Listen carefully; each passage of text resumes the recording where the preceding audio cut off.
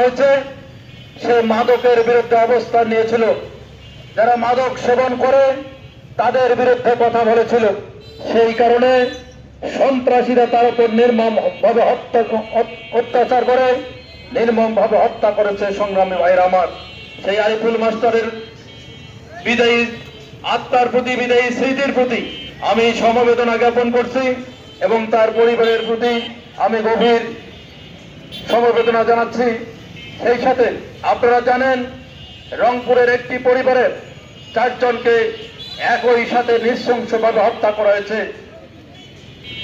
আপনারা এই খবরটিকে এমন ভাবে জেনেছেন যে 2টি ছেলে, একটি ছেলের বয়স 23 বছর আর একটি ছেলের বয়স মাত্র 19 বছর। যারা সিরিয়াল কিলার, এই সিরিয়াল কিলার ছাড়া এরকম হত্যাকাণ্ড করা কোনোভাবেই সম্ভব নয়। আমি গতকালকে সেই বাড়িতে গিয়েছিলাম, এই গণপতি চক্রবর্তীর বাড়িতে।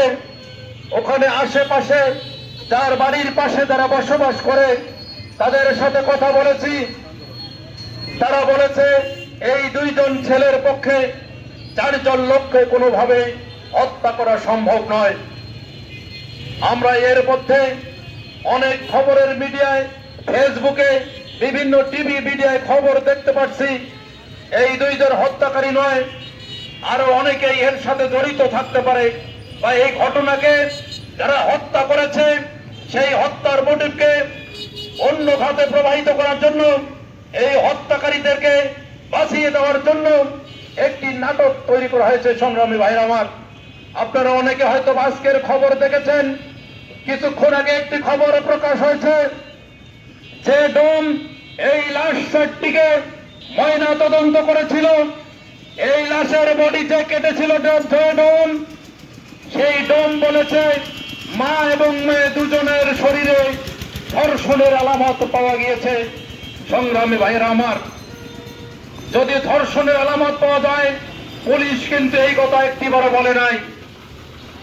বাজার আদালতে স্বীকারোক্তিমূলক জবানবন্দির কথা শুনলাম যে তারা নাকি আদালতে স্বীকারোক্তিমূলক জবানবন্দি দিয়েছে ফৌজদারি কার্যবিধির 164 ধারায়।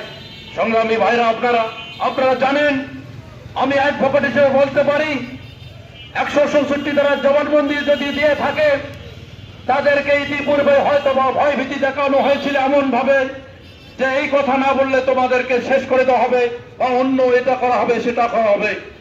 সে কারণে তারা বলতে বাধ্য হয়েছে।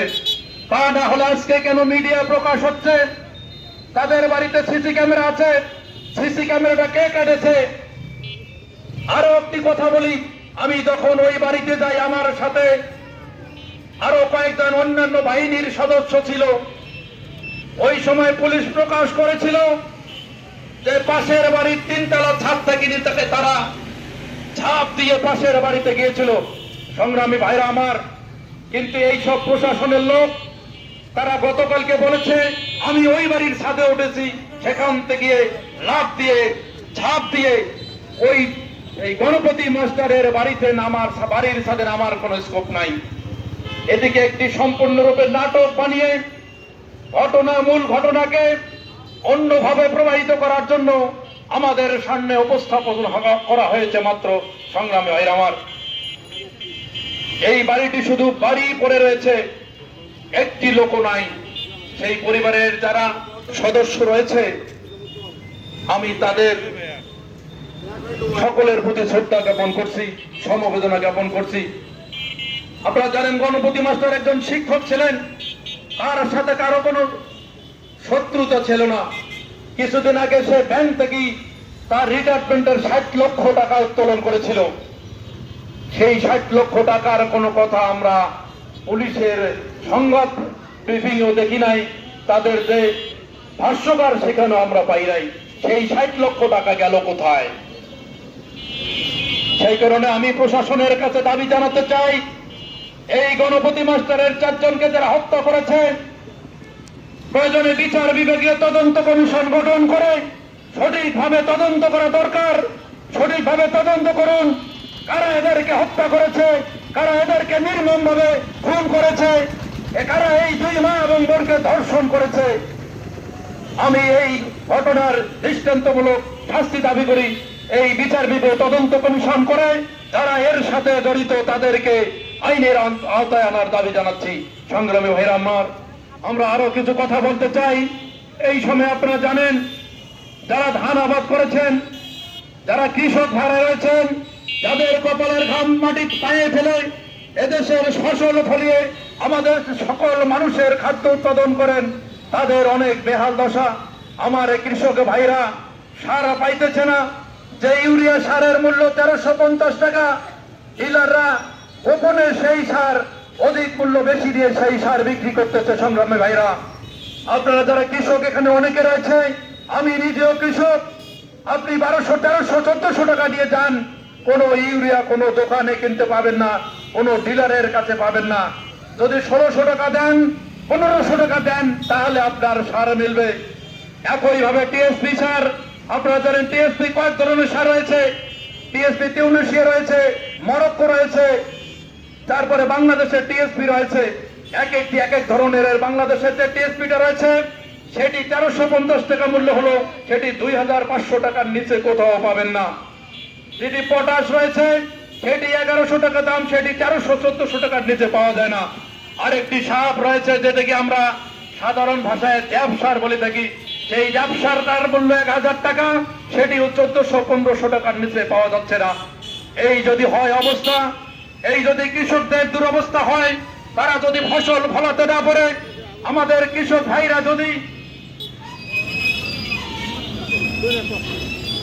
তাদের ফসলের জন্য সার না পায়, তাহলে তারা কৃষক ভাইরা যদি ফসল উৎপাদন না করে, তাহলে আমাদেরকে না খেয়ে থাকতে হবে। সংগ্রামী ভাইরা আমার, আমি সরকারের কাছে উদাত্ত আহ্বান জানাতে চাই, প্রত্যেকটি ইউনিয়নের ডিলার রয়েছে, আপনারা ডিলারদের কাছে খবর লাগান, ডিলাররা কিভাবে সার বিক্রি করতেছে, কেন কৃষকরা ভালোভাবে ন্যায্য মূল্য দিয়ে সার পাচ্ছে না, কৃষকরা কেন ন্যায্য মূল্য তাদের কাছে সার পাচ্ছে না।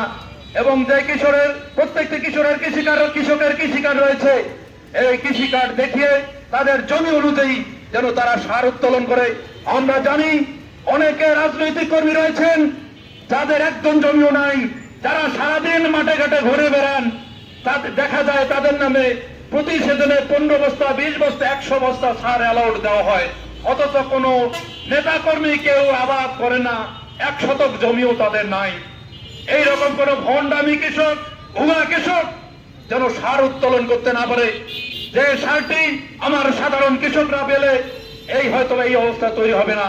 সে কারণে আমি যারা কৃষি দপ্তরে জড়িত রয়েছেন, কৃষি অফিসার, কৃষি উপসহকারী কর্মকর্তা, জেলা কৃষি কর্মকর্তা, উপজেলা কৃষি কর্মকর্তা, আমি আপনাদের কাছে উদাত্ত আহ্বান জানাতে চাই, আপনারা প্রত্যেকটি জেলা সার ডিলারের কাছে খবর নেন, আপনারা কত সার বরাদ্দ দেন আর কতটি সার সরাসরি কৃষকের কাছে যাচ্ছে।